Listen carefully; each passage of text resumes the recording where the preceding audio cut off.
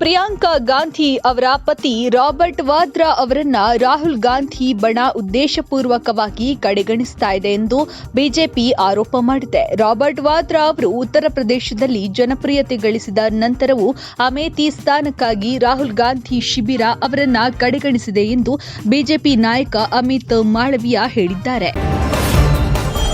ಹಾಸನದ pen drive ಪ್ರಕರಣದಲ್ಲಿ ವಿಚಾರಣೆಗೆ ಹಾಜರಾಗಲು ಮಾಜಿ ಸಚಿವ ಎಚ್.ಡಿ. ರೇವಣ್ಣ ಅವರಿಗೆ ಇಂದು ಸಂಜೆಯವರೆಗೆ ಕಾಲಾವಕಾಶ ಎಂದು ಗೃಹ ಸಚಿವ ಡಾ. ಜಿ. ಪರಮೇಶ್ವರ್ ತಿಳಿಸಿದ್ದಾರೆ.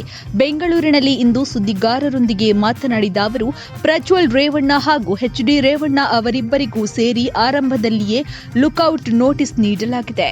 ರೇವಣ್ಣ ಅವರು ವಿದೇಶಕ್ಕೆ ತೆರಳುವ ಅವಕಾಶವಿರಬಾರದು ಎಂಬ ಕಾರಣಕ್ಕೆ ಎಸ್ಐಟಿ ಅಧಿಕಾರಿಗಳು ಲುಕ್ಔಟ್ ನೋಟಿಸ್ ಜಾರಿ ಮಾಡಿದ್ದಾರೆ ಎಂದು ಹೇಳಿಕೆ ನೀಡಿದ್ದಾರೆ.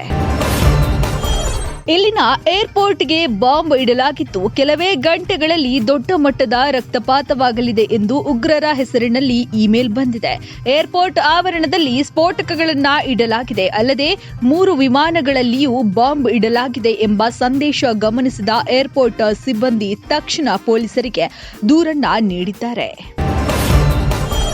2ನೇ ಹಂತದಲ್ಲಿ ಚುನಾವಣೆ ನಡೀತಾ ಇರುವಂತಹ 14 ಕ್ಷೇತ್ರಗಳಲ್ಲಿ ಕಾಂಗ್ರೆಸ್ ಪಕ್ಷ 12ಕ್ಕೂ ಹೆಚ್ಚು ಸ್ಥಾನಗಳನ್ನು ಗೆಲ್ಲಲಿದೆ ಎಂದು ಕೆಪಿಸಿಸಿ ಅಧ್ಯಕ್ಷ ಹಾಗೂ ಉಪಮುಖ್ಯಮಂತ್ರಿ ಡಿಕೆ ಶಿವಕುಮಾರ್ ಹೇಳಿಕೆ ನೀಡಿದ್ದಾರೆ. ನಗರದಲ್ಲಿ ಇಂದು ಸುದ್ದಿಗಾರರೊಂದಿಗೆ ಮಾತನಾಡಿದ ಅವರು, ಎಐಸಿಸಿ ಪ್ರಧಾನ ಕಾರ್ಯದರ್ಶಿ ಪ್ರಿಯಾಂಕಾ ಗಾಂಧಿ ಅವರು ಇಂದು ದಾವಣಗೆರೆ, ಗದಗ ಲೋಕಸಭಾ ಕ್ಷೇತ್ರಗಳಲ್ಲಿ ಪ್ರಚಾರವನ್ನ ನಡೆಸಲಿದ್ದಾರೆ. ಮಹಿಳೆಯರ ಮೇಲೆ ನಡೆಯುವ ದೌರ್ಜನ್ಯ ಪ್ರಕರಣಗಳನ್ನು ಕಂಡು ಹಿರಿಯ ಚುನಾಯಿತ ಪ್ರತಿನಿಧಿ ಮೌನಕ್ಕೆ ಶರಣಾಗಿದ್ದಾರೆ ಎಂದು ಕಾಂಗ್ರೆಸ್ನ ವರಿಷ್ಠ ನಾಯಕ ರಾಹುಲ್ ಗಾಂಧಿ ಪ್ರಧಾನಮಂತ್ರಿ ನರೇಂದ್ರ ಮೋದಿ ವಿರುದ್ಧ ಪರೋಕ್ಷವಾಗಿ ವಾಗ್ದಾಳಿಯನ್ನು ನಡೆಸಿದ್ದಾರೆ.